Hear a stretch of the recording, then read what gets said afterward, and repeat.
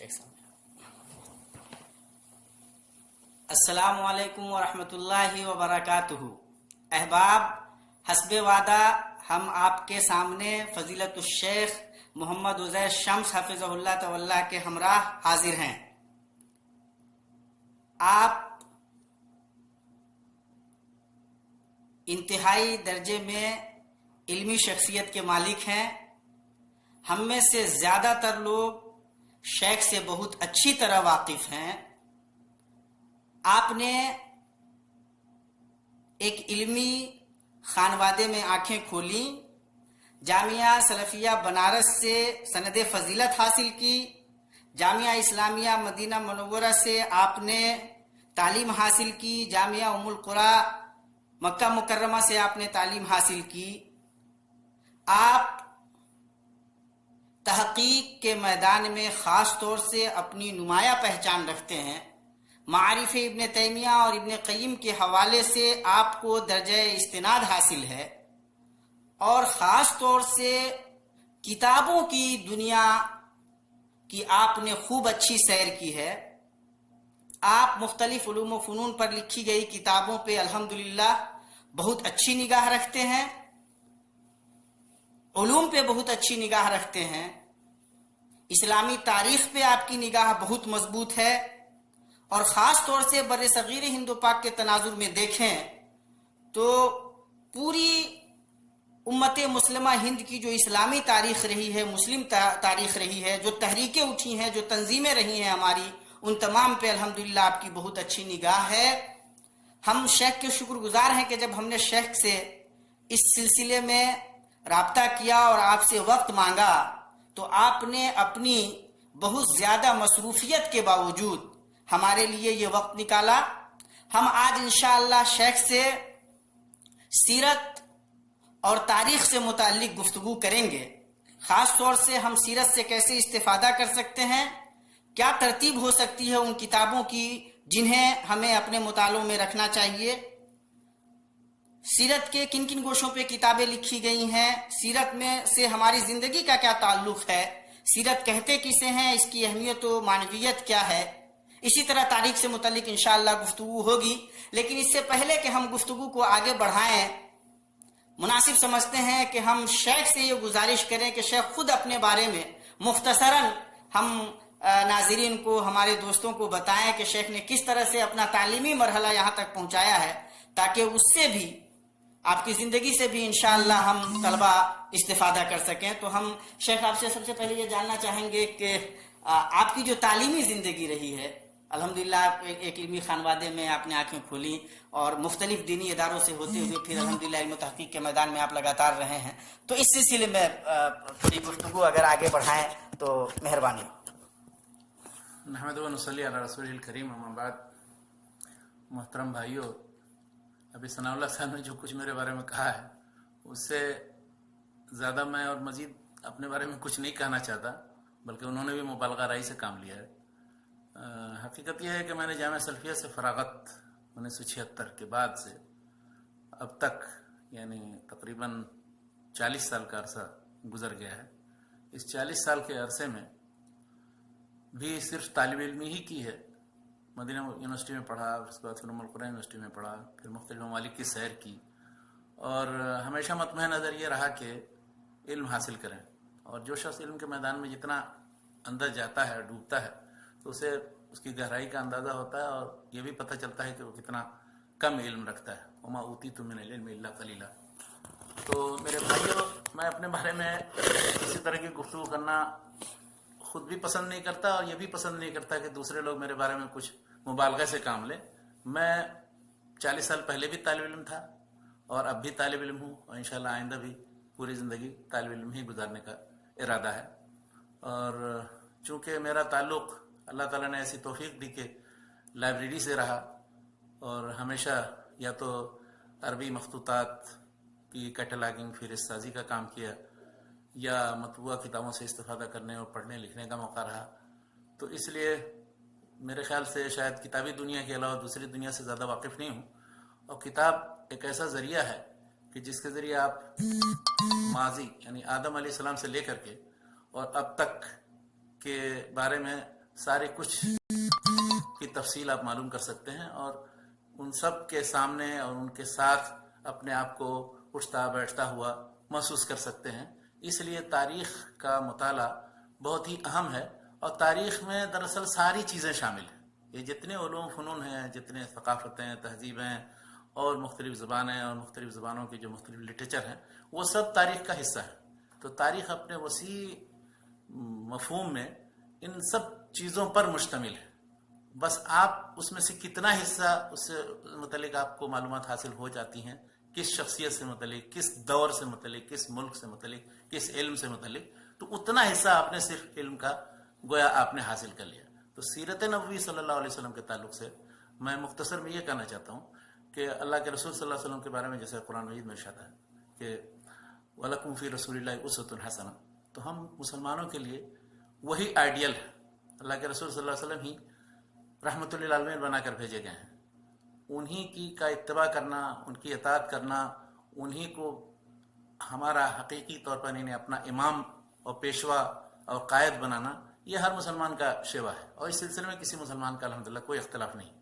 قرآن مجید کے بعد رسول اللہ صلی اللہ علیہ وسلم یعنی حامل قرآن، ان سے واقفیت، ان کی سیرت سے واقفیت اور ان کی تلاش، ان کے بارے میں دلچسپی اور جذبہ، یہ ہر مسلمان کے اندر ہے.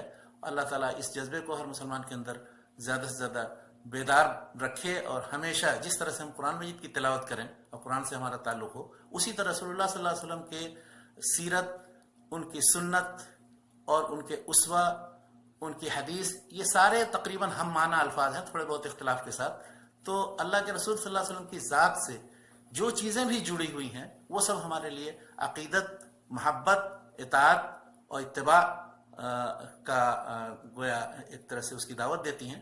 اس لیے ہمیں کوشش کرنی چاہیے کہ سب سے زیادہ اللہ کے رسول صلی اللہ علیہ وسلم سے عقیدت و محبت کا اظہار کرنے. گویا شیخ، سیرت آپ کے حساب سے اللہ کے نبی صلی اللہ تعالیٰ علیہ وسلم کی زندگی سے جڑی ہوئی تمام چیزوں کا گویا ہم یہ کہہ سکتے ہیں کہ اللہ کے نبی صلی اللہ تعالیٰ علیہ وسلم کی پوری زندگی سیرت ہے، اور اللہ کے نبی صلی اللہ تعالیٰ علیہ وسلم کی پوری زندگی کو جس طرح سے ریکارڈ کیا گیا ہے، اس ریکارڈ شدہ زندگی کو پڑھنے کی کوشش کرنا، گویا کہ ایک آدمی سیرت سے اپنے آپ کو جوڑنے کی کوشش کرتا ہے. شیخ، ایک عام مسلمان کی زندگی میں یا ایک عام انسانی، پوری انسانیت کے لیے، ایک مسلمان کی زندگی میں اور پوری انسانیت کے لیے آج کے زمانے میں خاص طور سے سیرت نبوی کا کیا ریلیونس ہے، کیا تعلق، کیا وہ کیا معانی مفاہیم ہیں، وہ کیا نعمتیں، کیا قدریں ہو سکتی ہیں جو ہم سیرت نبی صلی اللہ تعالیٰ علیہ وسلم سے لے سکتے ہیں. اور آج کے زمانے میں جب دنیا کہا جاتا ہے کہ اتنی زیادہ آگے بڑھ چکی ہے، بہت سارے الزامات آتے ہیں اسلام کے اوپر کہ بھائی ابھی آؤٹ ڈیٹڈ ہو چکا ہے، تو اس خاص تناظر میں آپ کو کیا لگتا ہے کہ سیرت نبوی کا کیا ریلیونس ہو سکتا ہے؟ آج دنیا اللہ کے نبی صلی اللہ علیہ وسلم کی سیرت سے مختصر بتانے کی کوشش ہو کہ کیا کیا فائدہ اٹھا سکتی ہے، اور اس کے بعد انشاءاللہ ہم پھر آگے کی طرف. دیکھیے، رسول اللہ صلی اللہ علیہ وسلم کی ذات، انہی کی ایک ذات ایسی ہے کہ جن کی زندگی کا پورا ریکارڈ ہمارے پاس مکمل طور پر محفوظ ہے. اور رسول اللہ صلی اللہ علیہ وسلم چونکہ خاتم النبیین، سب سے آخری نبی اللہ کے رسول صلی اللہ علیہ وسلم سے بنا کر کے بھیجے گئے اللہ تعالیٰ کی طرف سے، تو اس لیے ضروری بھی تھا کہ ان کی سیرت اور ان کا اسوہ ہمیشہ کے لیے وہ باقی رہے.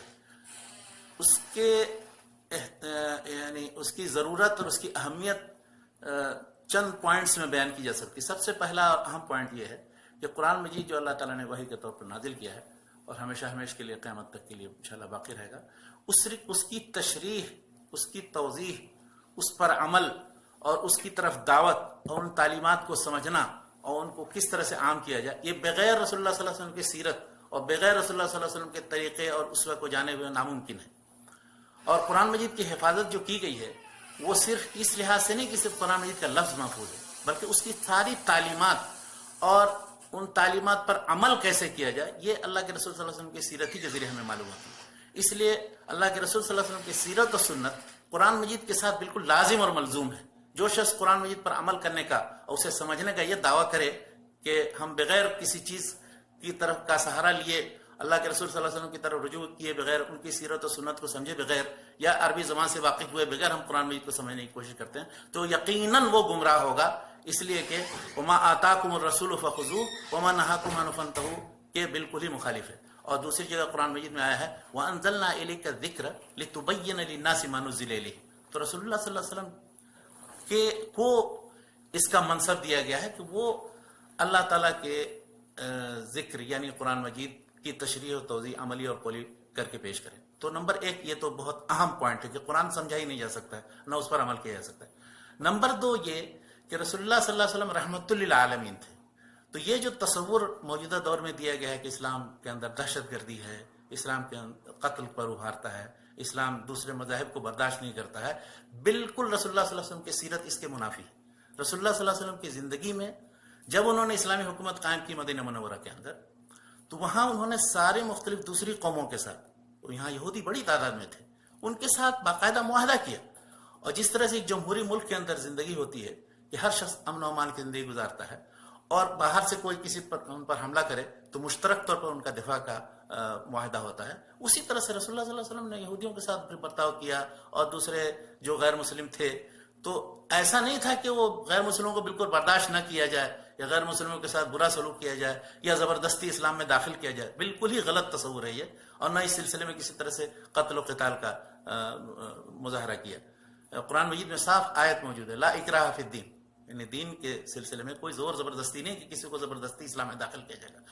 پوری رسول اللہ صلی اللہ علیہ وسلم کی سیرت میں ایک واقعہ ایسا نہیں ملتا ہے کہ جس میں یہ ہو کہ کسی کو زبردستی اسے تلوار کی نوک پر مسلمان کیا گیا. بلکہ ایک واقعہ ہے ایک جنگ کا کہ اس وقت اسامہ بن زید رضی اللہ عنہ نے کسی شخص کو قتل کر دیا. اس سے پہلے اس نے لا الہ الا اللہ پڑھ لیا تھا، پھر بھی قتل کر دیا.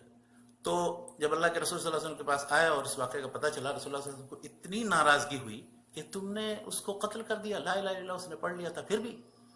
تو اس سے اندازہ لگا سکتے ہیں کہ اسلام میں انسان کے جان اور مال کی کتنی اہمیت اور قیمت ہے کہ اسے ناحق قتل کرنا، اسے ضائع کرنا بالکل ہی حرام قرار دیا گیا.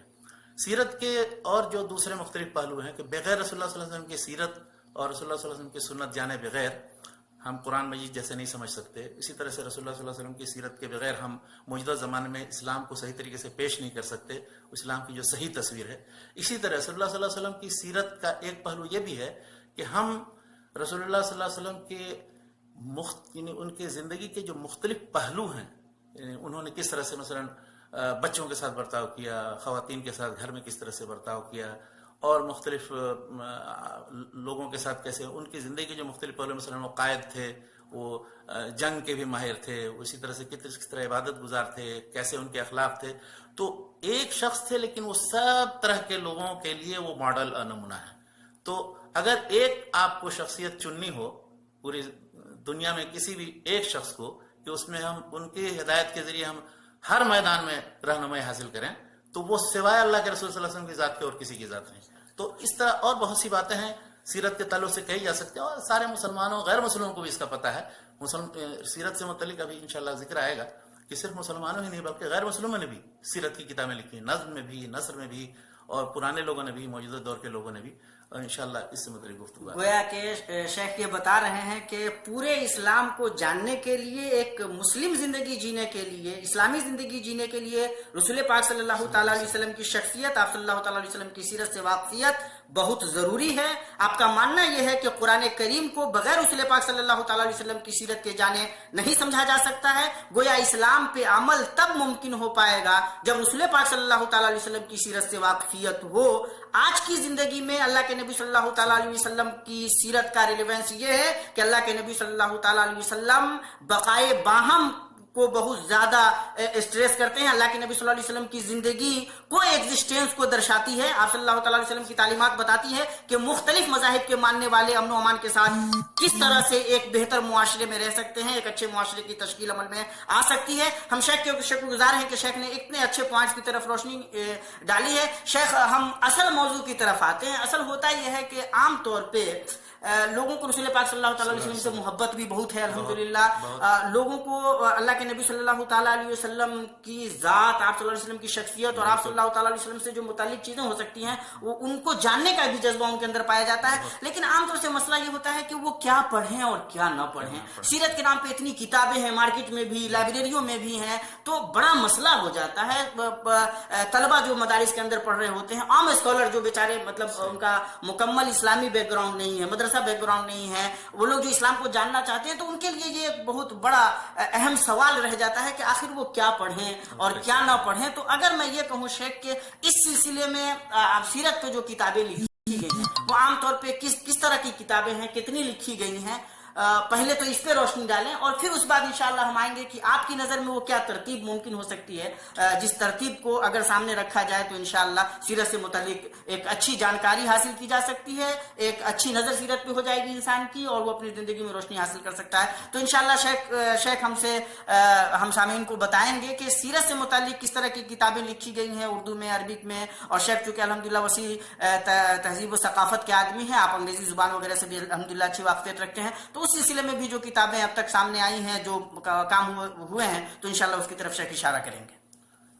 ये सवाल बहुत अहम है और बहरहाल मैं अपने महदूद इल्म के मुताबिक इतना बता सकता हूँ कि चंद पॉइंट्स में हम गुफ्तगू कर लें। सबसे पहली बात तो ये कि सीरत के बुनियादी माखिज़ क्या है, यानी सीरत की सारी ये जितनी वाक़यात उसके और जितने तफासिल बयान किए जाते हैं उन सब का माखज़, असल मसदर, सोर्स क्या है। तो इन सोर्सेज के सिलसिले में हम मुख्तसर में ये कह सकते हैं कि कुरान मजीद असल सोर्स है, इसलिए कि उसमें जिन वाक़यात और जिन चीज़ों की तफसील और जिन चीज़ों की तरफ इशारा है वही दरअसल बुनियाद है। बिल्कुल शेख, ऐसा रिकॉर्ड है वो कि रसूलुल्लाह सल्लल्लाहु अलैहि वसल्लम की ज़िंदगी, बल्कि बहुत से लोगों ने कोशिश की है कि रसूलुल्लाह सल्लल्लाहु अलैहि वसल्लम की सीरत कुरान मजीद ही से मालूम करने की कोशिश की। अरबी में एक मोहम्मद इज़्ज़त दरवाज़ा है, मोहम्मद इज़्ज़त दरवाज़ा, उन्होंने सीरत नबी कुरान मजीद की रोशनी में लिखने की कोशिश की अरबी में। एक सबसे पहले उर्दू में मौलाना अब्दुल्ला गाजीपुरी, जिनकी वफात 1918 में हुई, उन्होंने इस पर लिखना शुरू किया था। मौलाना अब्दुल मजीद तैयबादी ने अपने खत में जिक्र किया है इसका, लेकिन अफसोस कि उनकी किताब मुकम्मल नहीं हुई। फिर बाद में एक मोहम्मद अजमल खां थे जो सेक्रेटरी थे मौलाना कलाम आज़ाद के, उन्होंने सीरत नबी अज़रुए कुरान करीम के नाम से लिखी है, वो किताब मतबूआ शक्ल में मौजूद है। तीसरी एक कोशिश बहुत ही अच्छी, और अफसोस कि वो मुकम्मल नहीं कर सके, लेकिन जितना कुछ लिखा उन्होंने वो तकरीबन छप चुका है। मौलाना मोहम्मद हनीफ नदवी ने चेहरे नबूवत कुरान की रोशनी में, चेहरे नबूवत कुरान की रोशनी में मौलाना मोहम्मद हनीफ नदवी साहब, तो ये इसके 20 चैप्टर उन्होंने लिखे हैं और 10 चैप्टर फिर मौलाना मोहम्मद इसाक भट्टी ने उसे मुकम्मल किया था और किताबी शक्ल में छापी। पहले वो किस्तवार मज़ामीन की शक्ल में छपा थी। तो मैं ये कहना चाहता हूँ बुनियादी माखज़ और मस्दर जो है वो कुरान मजीद, कुरान करीम, काना खुलुकुल कुरान, जैसे कि हज़रत आयशा रज़ियल्लाहु ताला ने फरमाया। तो सीरत नबवी का सबसे बुनियादी और पहला मसदर, पहला सोर्स कुरान हकीम, सबसे बुनियादी, सबसे अहम, सबसे ऑथेंटिक। जी बिल्कुल। नंबर 2 कुतुब हदीस। मैं यहाँ कुतुब हदीस का जिक्र सीरत की किताबों से पहले इसलिए कर रहा हूँ कि आमतौर पर कुतुब हदीस, खासतौर पर सही बुखारी, सही मुस्लिम और बाकी कुतुब सित्ता, उनमें जो रिवायतें रसूलुल्लाह सल्लल्लाहु अलैहि वसल्लम के ज़िंदगी और उनके मामूलात के ताल्लुक से हैं, उनका दर्जा सारे मुहद्दिसीन और सारे मुअर्रिखीन, सारे सीरत निगारों के दरमियान तकरीबन सीरत की किताबों से ज़्यादा है, यानी अहम है अल्हम्दुलिल्लाह। इसलिए सबसे पहले तलाश जुस्तजू ये करनी चाहिए कि अल्लाह के रसूल सल्लल्लाहु अलैहि वसल्लम की हयात और उनके मुख्तलिफ पहलुओं से मुतल्लिक सही बुखारी के अंदर, सही मुस्लिम के अंदर और बाकी कुतुब हदीस के अंदर क्या मवाद है, और इतना ज़्यादा मवाद उसके अंदर मौजूद है कि अगर आप उसकी रोशनी में सिर्फ सीरत मरतब करने की कोशिश करें, और जैसा कि कोशिश की गई है इंशाअल्लाह आइंदा जिक्र आता है, तो ये बहुत बड़ा एक मैदान है और उसमें आपको बहुत सी ऐसी चीज़ें मिल जाएंगी जो मुस्तनद हैं, ऑथेंटिक हैं, सनद के साथ मरवी हैं, सही सनद के साथ मरवी हैं, कि आपको दूसरी चीज़ों से बेनियाज करती है। शेख 1 मिनट के लिए मैं रुकूंगा। हमारे वो नाजरीन जो सवालात रख रहे हैं, हम उनको बताना चाहते हैं कि हम आपके सवालात देख रहे हैं, और अगर आपके सवाल का ताल्लुक जिस मौजू पे हमारी शेख से गुफ्तगू हो रही है उसी मौजू से हो, उस मौजू से मुताल्लिक हो, तो इंशाअल्लाह हम शेख के हुजूर आपके सवाल जरूर रखेंगे। तो हम आपसे खास तौर से गुजारिश करेंगे कि जिस मौजू पे हम बात कर रहे हैं, सीरत और तारीख से मुताल्लिक लिखी गई किताबें और उनसे इस्तेफादे की क्या शक्ल मुमकिन हो सकती है, इससे मुताल्लिक बुनियादी कोर मजमून हमारा यही है। इससे मुताल्लिक अगर कोई सवाल आपके जहन में आता हो तो इंशाअल्लाह जरूर पुटअप करें, हम इंशाअल्लाह आपके सवाल को लेंगे और शेख के सामने रखेंगे और इंशाअल्लाह उस पर गुफ्तगू भी होगी। तो शेख दूसरे मसदर से मुतालिक बता रहे थे कि सीरत नबी सल्लल्लाहु अलैहि वसल्लम में कुतुब हदीस की क्या अहमियत है। तीसरे तरह के जो माखिज हैं वो हैं कुतुब सीरत, کتب سیرت جن کو پہلے کتب المغازی کہا جاتا تھا. کتب المغازی اس لیے کہا جاتا تھا کہ مدینہ کی زندگی میں چونکہ بہت سے غزوات اور سرایا تھے کہ جس میں لڑائیاں ہوتی تھیں اور کبھی لڑائیاں واقع ہوتی تھی کبھی نہیں لڑائی واقع ہوتی تھی. تو اللہ کے رسول صلی اللہ علیہ وسلم جہاں نکلے ہیں ساتھ میں اس کو غزوہ کہا جاتا ہے اور جہاں نہیں نکلے اس کو سریہ کہا جاتا ہے. تو چونکہ اس کی کثرت تھی اس لیے مؤلفین نے شروع میں جب سیرت کی کتابیں لکھی تو وہ کتاب المغازی کے نام سے ہی ہوتی تھی. موسیٰ بن عقبہ کی کتاب المغازی، عروۃ بن زبیر کی کتاب المغازی، یا اس کے بعد واقدی کی کتاب المغازی، یہ سب مغازی کے نام سے یہ سیرت کی کتاب ہے. تو یہ جو کتب سیرت ہیں جو مغازی کے نام سے لکھی گئیں یا بعد میں پھر مغازی کے بجائے سیرت نبوی کے نام سے بھی لکھی گئیں، ان میں جو جتنی روایات آپ دیکھتے ہیں سیرت کی جو کتب حدیث میں آپ کو نہیں ملیں گی یا ان میں سے بعض کتب سیرت میں بھی ہیں کتب حدیث میں بھی ہیں، تو ان سب کی بنیاد دراصل 4 یا 5 مؤلفین ہیں. سب انہی کا حوالہ دیتے ہیں، انہی کے حوالے سے ساری چیزیں نقل کرتے ہیں. ان میں سب سے قدیم جو ہیں جن کی کتابیں دستیاب ہیں، اس پہلو سے میں کہہ رہا ہوں ورنہ بہت سی کتابیں تو ضائع ہو گئی، جو کتابیں دستیاب ہیں موجود. جی بالکل. ان میں محمد بن اسحاق جن کی وفات 151 ہجری میں ہوئی، تو ان کی السیرۃ النبویہ کے نام سے، بلکہ ان کی کتاب 3 حصوں میں منقسم تھی: المبتدأ، المبعث، المغازی. تو 3 حصوں میں، یعنی ابتدائے جاہلی دور کی بھی چیزیں تھیں اس میں، پھر بعثت کیسے اللہ کے رسول صلی اللہ علیہ وسلم کی ہوئی، پھر اس کے بعد پھر مغازی یا غزوات کے واقعات کیسے پیش آئے. تو ابن اسحاق کی جو اصل کتاب ہے اس کا 2 ٹکڑا ڈاکٹر حمید اللہ صاحب کو ملا تھا اور اسے انہوں نے مراکو سے شائع کیا تھا سیرت رسول اللہ صلی اللہ علیہ وسلم کے نام سے. لیکن اصل کتاب مکمل شکل میں موجودہ دور میں ابھی اس وقت دستیاب نہیں ہے، مگر اس کی جو تہذیب و تلخیص ابن ہشام نے کی، ابن ہشام ان کے شاگرد تھے، ان کی وفات 218 ہجری میں ہوئی. تو ان کی سیرت النبویہ جس کو سیرت ابن ہشام کہتے ہیں، یہ دراصل وہی سیرت ابن اسحاق ہے کہ جس کی تہذیب و تلخیص مع اضافات وہ ابن ہشام نے کیے. اور اس کی شہرت اتنی زیادہ ہوئی کہ تقریباً سیرت ابن اسحاق کو لوگ بھول گئے یا کہ اصل کتاب کو محفوظ نہیں. ہاں، لیکن محفوظ نہ رکھنے کا مطلب یہ نہیں ہے کہ اس سے استفادہ نہیں کیا. وہ کتاب تقریباً اگر ابھی کوئی شخص کوشش کرے تو وہ بعد کے سارے ماخذ سے مکمل شکل میں وہ جمع کر سکتا ہے. مثلا طبری نے اس سے سارے سند کے ساتھ چیزیں نقل کی ہیں، بیہقی نے دلائل النبوہ میں نقل کی ہیں، یا اور دوسری کتابوں مؤلفین نے سند کے ساتھ کہ ابن اسحاق کے جو مختلف روایات تھے، یونس بن بکیر ہیں اور دوسرے، ان کے طریق سے ابن اسحاق کی ساری روایتیں محفوظ ہیں. لیکن وہ مخطوطے کی شکل میں، کتاب کی شکل میں، اس شکل میں نہیں ہے جس شکل میں وہ انہوں نے لکھا تھا. تو ایک تو ابن اسحاق پہلے نمبر پر. دوسرے واقدی ہیں. واقدی محدثین کے نزدیک ضعیف ہیں، ان پر کلام کیا گیا ہے، لیکن ان کی کتاب المغازی پورے طور پر موجود ہے اور اسے مستشرق نے شائع کیا ہے اور وہ موجود اور مطبوع ہے 3 جلدوں میں. تیسرے واقدی کے شاگرد ہیں ابن سعد، محمد بن سعد. ان کی کتاب الطبقات، ابن سعد کی وفات 230 ہجری میں ہوئی. انہوں نے ایک کتاب لکھی، وہ بہت ہی اپنے نوعیت کی پہلی کتاب ہے، طبقات کے نام سے. طبقات یعنی پورے دنیا اسلام کو انہوں نے مختلف علاقوں میں تقسیم کر کے ہر علاقے میں، مدینے سے شروع کیا انہوں نے، اندلس پر ختم کی کتاب. تو مدینے میں پھر وہ صحابہ کرام کے زمانے میں کون تھے، پھر تابعین، پھر تبع تابعین، اس طرح سے اپنے زمانے تک انہوں نے پہنچایا. ان سب کے بارے میں جرح و تعدیل بھی. طبقات ابن سعد. تو اس کی شروع کی جو 2 جلدیں ہیں وہ سیرت کی، سیرت رسول صلی اللہ علیہ وسلم. طبقات ابن سعد کی 2 شروعاتی جلدیں سیرت رسول صلی اللہ علیہ وسلم سے متعلق. تو یہ تیسرا ماخذ ہوا. اور چوتھا ماخذ جو ہے بلازری، البلازری، جن کی وفات 279 ہجری میں 279. ان کی کتاب ہے، بہت مشہور کتاب ہے، وہ ہے انساب الاشراف. انساب الاشراف انہوں نے یعنی نسب نامے اور اس کی بنیاد پر وہ کتاب لکھی ہے. تو شروع کی جو پہلی جلد ہے وہ سیرت نبی کے تعلق سے، جسے ڈاکٹر حمید اللہ صاحب نے چھاپا ہے، مصر میں دارالمعارف سے چھپی ہے. اور چوتھی کتاب جو ان سب پچھلی کتابوں کی جامع اور اس پر مع اضافات اور پچھلے سارے مختلف اور جو جن لوگوں نے کتابیں لکھی تھیں ان سب کا مجموعہ ہے، وہ علامہ طبری کی، محمد بن جریر الطبری، جن کی وفات 310 ہجری میں ہوئی. ان کی کتاب جو بہت مشہور ہے تاریخ الطبری کے نام سے، وہ تاریخ الرسل والملوک کے نام سے ہے مشہور کتاب. تاریخ الرسل والملوک، ہاں، جو تاریخ طبری کے نام سے تاریخ طبری. وہ اس سے پہلے مطلب جاہلی دور کے بھی اس میں تاریخ ہے، کئی جلدیں ہیں. اس کے بعد پھر رسول اللہ صلی اللہ علیہ وسلم کے تعلق سے بھی اس میں 2 جلدیں ہیں. 2 جلدیں. تو یہ اتنے ماخذ جو ہیں، ان کی خصوصیت یہ ہے کہ ان میں ساری جو سیرت سے متعلق واقعات ہیں، رسول اللہ صلی اللہ علیہ وسلم کے تعلق سے جتنی چیزیں، سب سند کے ساتھ بیان کی گئی. ان سیرت کی قدیم کتابوں کی خصوصیت تھی. ساری چیزیں سند کے ساتھ بیان کی گئی ہیں. گویا کہ شیخ اس کا مطلب یہ ہے کہ بات کا کوئی سیرت نگار یا تاریخ پہ گہری نظر رکھنے والا آدمی اگر وہ اسماء رجال کا جو فن محدثین نے وضع کیا اور جس کا استعمال کیا حدیثوں کی چھان پھٹک کے لیے، تو اگر وہ چاہے تو سیرت رسول صلی اللہ تعالی علیہ وسلم کے جو واقعات لکھے ہیں وہ کہاں تک درست ہیں یا کہاں تک ان کا درجہ پہنچتا ہے، ان کو ان اسناد کی چھان پھٹک کر کے معلوم بھی کر سکتا ہے. بالکل چھان پھٹک کر کے معلوم کر سکتا ہے. گویا کہ اس اعتبار سے ان کتابوں کے اندر پائی جانے والے یہ اسناد بہت اہمیت رکھتے ہیں. اور یہی جو یہ اسانید ہیں سیرت یا مغازی کی کتابوں میں، ان اسانید کے جب آپ کتب حدیث کے اسانید سے موازنہ کریں گے تو آپ پر یہ بھی واضح ہوگا کہ سیرت کی یا مغازی کی کتابوں میں بہت سی اسانید جو ہیں وہ مرسل ہے. مثلا تابعی بیان کرتے ہیں رسول اللہ صلی اللہ علیہ وسلم کے زمانے میں، یا انقطاع ہے اسناد کے اندر، یا معضل ہے. اس کے برعکس جو حدیث کی کتابوں میں مثلا صحیح بخاری صحیح مسلم کے اندر، اسی لیے میں نے کہا کہ وہ دوسرے درجے میں حدیث کی کتاب ہے. اور اس بات کا ذکر علامہ شبلی نے بھی مقدمہ سیرت میں کیا اور دوسرے لوگوں نے.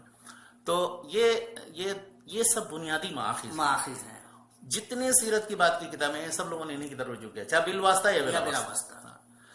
پھر یہ جو تینوں ہیں یہ اصل بنیادی مآخذ ہیں. یہ نمبر 1 ہوئی سیرت کی جو بنیادی مآخذ. نمبر 2 پھر لوگوں نے یہ کیا کہ اب اتنی موٹی موٹی کتابیں سند کے ساتھ اور ضخیم کتابیں لوگ پڑھ نہیں سکیں گے. بالکل. تو دیکھیے محدثین نے بہت پہلے سے، یا علماء اور فقہاء نے بہت پہلے سے، یعنی 4th-5ویں صدی ہجری سے مختصر کتابیں لکھنی شروع کی سیرت رسول صلی اللہ علیہ وسلم. ان میں جو مختصر کتابیں ہیں جو بہت ہی بہترین ہیں، بلکہ بعد کے تو ترجمے بھی اردو میں ہو چکے ہیں، انگلش میں بھی ہو چکے ہیں. ان میں علامہ ابن حزم جن کی وفات 456 میں ہوئی، ان کی ایک کتاب ہے جوامع السیرہ کے نام سے چھپی ہے مصر میں، علامہ ڈاکٹر احسان عباس کی تحقیق اور ناصر الدین الاسد کی تحقیق سے. دوسری کتاب ابن عبد البر کی الدرر فی اختصار المغازی والسیر کے نام سے، ابن عبد البر کی وفات 463 ہجری میں ہوئی. تیسری ایک کتاب جو مشہور کتاب میں ذکر کر رہا ہوں، ساری کتابوں کا مشہور ہی ذکر، یہ سب مختصر کتابیں جو کوئی شخص لے لے تو اسے چند دنوں میں پڑھ لے انشاءاللہ. تیسری ان دونوں سے بھی بہت مختصر ہے، وہ ہے عبد الغنی مقدسی جن کے وفات سن 600 ہجری میں ہوئی. انہوں نے سیرت نبوی پر چھوٹی سی ایک کتاب لکھی، اس کو تو ہر بچے کو پڑھا دینا چاہیے، چھوٹی سی کتاب ہے.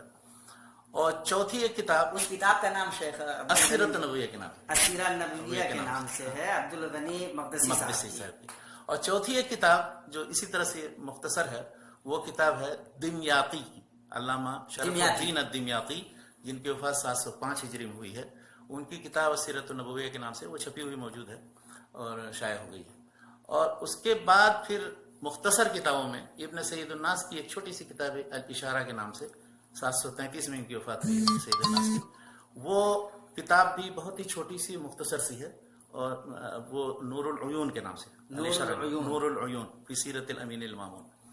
اور پھر ایک مغلطائی، علامہ مغلطائی حنفی عالم تھے، انہوں نے سیرت کی ایک مختصر کتاب الاشارہ کے نام سے لکھی ہے. الاشارہ وہ چھوٹی سی کتاب ہے، وہ بھی، یہ سب بالکل مختصر کتاب ہے. اور آخری مختصر جس کا میں ذکر کرنا چاہتا ہوں، علامہ ابن کثیر جو بہت مشہور مفسر اور مورخ ہیں، ان کی ایک مختصر کتاب ہے فصول فی سیرت الرسول کے نام سے، الفصول فی سیرت الرسول، ابن کثیر رحمۃ اللہ علیہ کی. ان مختصرات میں سے کسی مختصر کو آپ پڑھ سکتے ہیں، اور اس کی بھی زبان وہی ہے جو موجودہ دور کی زبان ہے.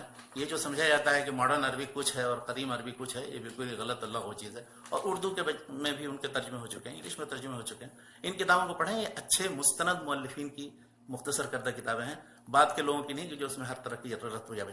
یہ تو مختصرات ہوئے. گویا کہ یہ بھی سیرت کے بنیادی ماخذ میں آتے ہیں، یعنی بنیادی ماخذ سے ماخوذ، بنیادی ماخذ سے ماخوذ، لیکن مستند کتابیں ہیں. گویا کہ سیرت کے جو مصادر ہیں، ماخذ ہیں، جو سورسز ہیں، اس میں پہلے نمبر پر قرآن حکیم، دوسرے نمبر پر رسول پاک صلی اللہ تعالی علیہ وسلم کی حدیثیں، آپ صلی اللہ علیہ وسلم کتب حدیث، بخاری، مسلم، ترمذی، نسائی، ابن ماجہ وغیرہ جو حدیث کی کتابیں ہیں وہ. تیسرے نمبر پہ جو مغازی اور سیرت کی کتابیں لکھی گئیں، جن میں ابن اسحاق کی، ابن ہشام کی، واقدی وغیرہ کی جو کتابیں، ابن جری طبری وغیرہ کی جو کتاب ہے جس کی طرف شیخ نے اشارہ کیا. اور اس کے بعد ان کتابوں سے وہ سامنے رکھ کر کے جو مختصر کتابیں لکھی گئی ہیں، جن میں سے بعض کا شیخ نے ذکر کیا، وہ کتابیں اہمیت رکھتی ہیں.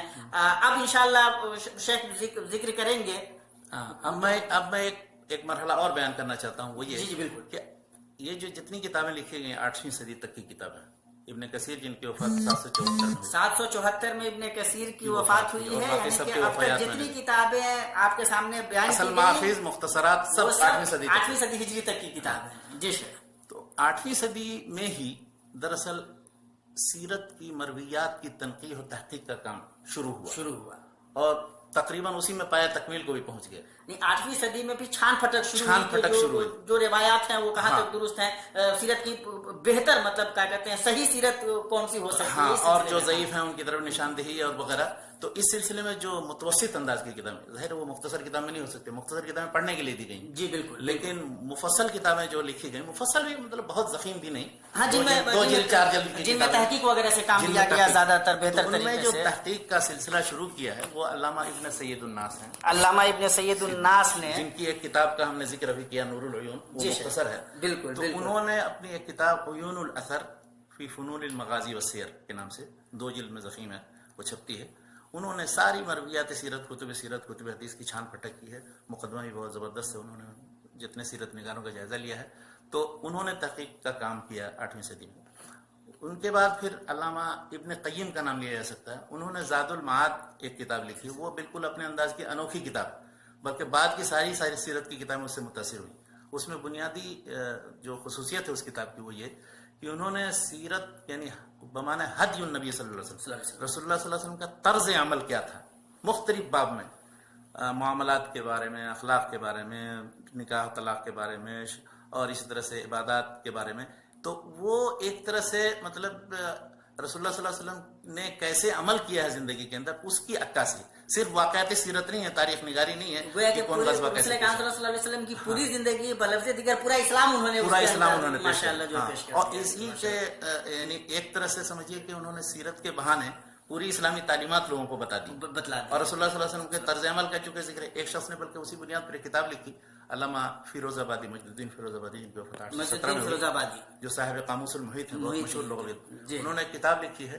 تو وہ اس کتاب پر ہی پورا سفر السعادہ کے نام سے, اردو میں بھی ترجمہ ہو چکا ہے, وہ عربی میں بھی ہے, سفر السعادہ. وہ کتاب تقریباً اسی کی بنیاد پر لکھی گئی, اسی کی تلخیص ہے اور کچھ نہیں, حالانکہ مؤلف نے کہیں ذکر نہیں کیا. تو دوسرے مؤلف ہیں ابن قیم, کہ جنہوں نے زاد المعاد کے اندر جس طرح سے واقعات سیرت کی تحقیق کی ہے, اسی طرح سے گویا ہدی النبی صلی اللہ علیہ وسلم کا طرز عمل پوری زندگی میں کیا رہا وہ بھی بیان کر دیا. تیسرے مؤلف جنہوں نے تحقیق کی ہے سیرت کے میدان میں وہ ہیں علامہ ذہبی, جو مورخ تھے, عالم رجال تھے. 748 ہجری میں ان کی وفات ہوئی. انہوں نے تاریخ الاسلام کے نام سے ایک کتاب لکھی, تاریخ الاسلام کے نام سے, ہاں 22 جلدوں میں چھپی ہے. تو اس کی جو شروع کی دو جلدیں ہیں وہ مغازی اور سیرت اور واقعات سیرت سے متعلق. ہاں انہوں نے سنوار لکھا ہے, اور ہر سن میں جو واقعات پیش آئے ان کا ذکر ہے. تو انہوں نے بھی سارے واقعات سیرت کی تحقیق کی ہے, اور سب چیزوں پر اپنی کون سی چیز صحیح ہے, کون سی مرسل ہے, کون سی ضعیف ہے. اور چوتھے مؤلف کی جنہوں نے واقعات سیرت کی تحقیق کی ہے, اور صرف سیرت ہی نہیں بلکہ شمائل نبوی, اخلاق نبوی, اس طرح دلائل النبوہ, معجزات وغیرہ, اور اس طرح خصائص نبی صلی اللہ علیہ وسلم, فضائل نبی صلی اللہ علیہ وسلم, اور رسول اللہ صلی اللہ علیہ وسلم کے تعلق سے ساری چیزیں انہوں نے مختصر طور پر لیکن محققانہ انداز میں لکھی ہے. تو وہ البدایہ والنہایہ میں انہوں نے, ابن کثیر نے جن کی وفات 774 میں ہوئی, انہوں نے اس میں ان سب کی تحقیق کر کے اس کی 4 جلدیں تقریباً سیرت سے متعلق الگ سے بھی چھپتی ہیں. البدایہ والنہایہ کی 4 جلدیں سیرت کے تعلق سے. اور اس سے متعلق میں ایک بات بتاتا چلوں کہ علامہ شبلی رحمۃ اللہ علیہ نے جب سیرت کی کتاب لکھنی شروع کی تھی آج سے 1 صدی قبل, تو اس وقت تک وہ مطبوع نہیں تھی. تو وہ کہا کرتے تھے کہ کاش کے سیرت ابن کثیر کی مل گئی ہوتی البدایہ والنہایہ, تو بہت سے مسائل حل ہو گئے ہوتے سیرت کے. تو اس سے آپ اہمیت کا اندازہ لگا. اور ادھر میں نے وحید الدین خان صاحب کی کتاب میں نے دیکھا کہ انہوں نے جن کتابوں کے ترجمے کی سفارش کی ہے, تو سیرت کے سے متعلق انہوں نے کہا کہ ابن کثیر کی سیرت کو ہو منتقل کر دینا چاہیے انگلش میں اور دنیا کی مختلف زبانوں میں. تو یہ تحقیق کا کام سمجھیے کہ اس دور میں تمام ہو گیا. اس کے بعد ایک مرحلہ آیا کہ لوگوں نے پھر سیرت کی کتابیں کچھ موسوعات کی شکل میں بہت بڑی بڑی کتابیں لکھی. جو سب سے بڑی کتاب سیرت کی ہے وہ ایک کتاب ہے سبل الہدی والرشاد, شمس الدین شامی, شام کے تھے اس لیے شمس الدین شامی, محمد بن یوسف الصالحی نام ہے, 842 میں وفات ہوئی ہے. تو نہیں 942 میں وفات ہوئی ہے, 10ویں صدی کے تھے. تو وہ سب سے بڑی کتاب سیرت کی ہے. اس کے بعد جو آپ دیکھیں گے جو کچھ بھی ہے وہ 9ویں 10ویں 11ویں 12ویں 13ویں صدی ہجری تک تقریباً پچھلی ہی کتابوں کی نقالی, انہی کی شروع, اسی کے تلخیصات ہیں. پھر دور جدید میں آ کر کے سیرت سے متعلق پھر پلٹ کر کے لوگوں نے اس سے متعلق پھر تحقیق کا کام کیا. اور موجودہ دور میں تو پھر बर सगीर के अंदर और अरब ममालिक में इतना काम हुआ है कि सिर्फ उसी काम करने का जायजा अगर लिया जाए तो बहुत है, लेकिन आप मुहद्दद सवालात करें तो मैं जी शेख जज़ाकुमुल्लाह खैर। तो शेख ने माशाल्लाह बताया कि सीरत की माखिज क्या है, फिर सीरत में की किताबों को मुख्तसर करने का रिवाज कब पड़ा, और फिर उसके बाद सीरत में कौन कौन सी किताबें हैं जो तहकीक के दौर से गुजरी और जो मुस्तनद दर्जे में माशाल्लाह इस काबिल है कि उनसे इस्तेफादा किया जा सके। इब्न क़य्यिम वगैरह का नाम आया, इब्न सैयदुन्नास का नाम आया, तो ये बात जहन में रहे, इब्न कसीर का नाम आया। तो इंशाल्लाह ये चीज़ें अगर हमारे अहबाब जहन में रखे तो इंशाल्लाह बहुत फ़ायदा उठा सकते हैं। शेख अब हम आपसे जानना चाहेंगे कि ये सारी किताबें रहीं, ये सब किताबें पढ़ नहीं सकते, हाँ ये मुश्किल है, ज़ाहिर है कितनी किताबें लिखी गई हैं। जो सीरत के मैदान में तहकीक वगैरह करना चाहते हैं, जो कुछ नया करना चाहते हैं, उनके लिए तो यकीनन इन सारी किताबों से इस्तेफादा जरूरी है। लेकिन जो सीरत रसूल से वाकफियत चाहते हैं मुस्तनद जरिए से, तो अगर मैं आपसे ये गुजारिश करूं कि शेख जरा आप एक लिस्ट बता दीजिए अरबी किताब, अरबी जुबान में जो सीरत की किताबें लिखी गई हैं, तो पहले जरा अरबी में बता दें कि सिलसिलावार कौन कौन सी किताबें पढ़ सकते हैं, और उसके बाद जरा सा उर्दू में फिर बता दें कि सिलसिलावार मतलब पहले स्टेज पे कौन, दूसरे स्टेज पे कौन, तीसरे स्टेज पे कौन। क्योंकि हम लोगों ने भी महसूस किया है जिस स्टेज पे हम लोग मदरसों में होते थे तो आम तौर पे मतलब ये कमी खलती थी। मैं आम तौर पे जिक्र करता हूँ अपने दोस्तों से कि मैं जब अरबी की दूसरी जमात में था तो मैंने रहमतुल्लिल आलमीन पूरी पढ़ ली थी, और क्या पढ़ी थी नहीं पढ़ी थी मुझे मालूम या मेरे फरिश्ते को मालूम। तो इंशाअल्लाह जो है ना मैं समझता हूँ कि ये चीज बहुत कारगर होगी। हमारे बहुत सारे अहबाब को जब ये पता चला तो उन्होंने बहुत ज्यादा खुशी का भी इजहार किया, और बहुत सारे लोग मुख्तलिफ मौके से पूछते रहते हैं कि शेख कैसे पढ़ा जाए, क्या क्या तरतीब हो सकती है। तो सबसे पहले तो शेख अरबी जुबान में क्या तरतीब हो सकती है, सारी किताबें आपकी निगाहों में हैं, तो पहले अरबी में तरतीब इंशाअल्लाह बताएं, उसके बाद उर्दू। अच्छा देखिए, अरबी में जदीद दौर में जो सीरत निगारी का सिलसिला शुरू हुआ है तो उनमें सबसे मशहूर और मारूफ किताब है नूरुल यकीन। ये वो एक है मोहम्मद अल खुदरी बिक की, उन्हीं की तारीख में भी किताब है मोहम्मद अल खुदरी बिक। वो किताब बहुत ही मशहूर और मारूफ किताब है और आज तक वो छपती है और पढ़ी पढ़ाई जाती है। क्या नाम है शेख उस किताब का? नूरुल यकीन फी सीरतिल नबील अमीन, ऐसी कुछ नाम। नूरुल यकीन फी सीरतिन नबील अमीन के नाम से मोहम्मद खुजरी बिक की है, छोटी सी किताब है। शेख बता रहे हैं कि पहले नंबर पर अरबी में उसको पढ़ना चाहिए। तारीखी एतबार से अगर देखा जाए तो उनकी किताब बहुत अच्छी है। इसी तरह दूसरी एक किताब जो वो भी अच्छी है, लेकिन ये कि उसमें जो नुक्ता नज़र इख्तियार किया गया वो ये कि रसूलुल्लाह सल्लल्लाहु अलैहि वसल्लम को बहैसियत एक इंसान के पेश किया जाए, मौजज़ात सारे जितने हैं वो ना जिक्र किए जाएं उसमें, और बहैसियत इंसान के उनको इसलिए कि इंसानों के लिए नमूना है। और ये मगरबी तहजीब से थोड़ा मारूफ होने की वजह से ऐसा हुआ। वो है मोहम्मद हुसैन हैकल साहब, बड़े अदीब भी थे। हयात मोहम्मद के नाम, हयात मोहम्मद सल्लल्लाहु अलैहि वसल्लम के नाम से नए तर्ज पे लिखी गई किताब लेकिन ये है कि उस किताब की तनकीस नहीं करनी चाहिए। उस किताब में मुस्तशरीकीन के बहुत से एतराज़ात के जवाबात हैं और बहुत ही बेहतरीन फसीह और अदबी उसलूब में लिखा गया है, इसलिए वो किताब भी मोहम्मद हुसैन हैकल की हयात मोहम्मद सल्लल्लाहु अलैहि वसल्लम के नाम से जो किताब है, शेख बता रहे हैं कि दूसरे नंबर पर उससे इस्तेफादा किया जा सकता है। और तीसरी किताब जिसका जिक्र हम कर सकते हैं वो हम अपने उस्ताद मौलाना सफ़ी रहमान साहब मुबारकपुरी, ये 1976 में ये किताब उन्होंने लिखी और इनामी मुकाबले में वो अव्वल आई थी। तो वो अर्रहीकुल मख्तूम के नाम से, वो भी चूंकि उन्होंने अरबी में लिखी है इसलिए अरबी किताबों में ही उनका जिक्र। और उस किताब की अहमियत यह है कि इस वक्त सीरत की जो किताब दुनिया में सबसे ज्यादा पढ़ी जाती है और जितनी जबानों में उस किताब का तर्जुमा हो चुका है, शायद ही सीरत की कोई किताब उसके मुकाबले में। तो हम सिर्फ इसलिए नहीं कहने कि वो हमारे उस्ताद की किताब है, बल्कि आप जिस मकतबे में जाएं और जिस लाइब्रेरी में जाएं, जिस मकतब फिक्र के यहाँ जाएं, पूछेंगे तो वो सीरत की किताब सबसे मारूफ और मशहूर किताब है। और खुद भी कोशिश चेक करके देख सकता है तो कि उसमें कोई चैप्टर मसलन ग़ज़वे बद्र से मुतल्लिक़ आप पढ़िए या हज़ार से मुतल्लिक़ 4, 5, 7 किताबें पढ़ेंगे तो आपको अंदाजा हो जाएगा किस तरह। खुद अरबी किताबों के मुकाबले में मैं कह रहा हूँ, उर्दू के मुकाबले में सिर्फ नहीं, अरबी उर्दू का जिक्र बाद में आएगा। जी बिल्कुल, इस वजह से उस किताब की अहमियत थी।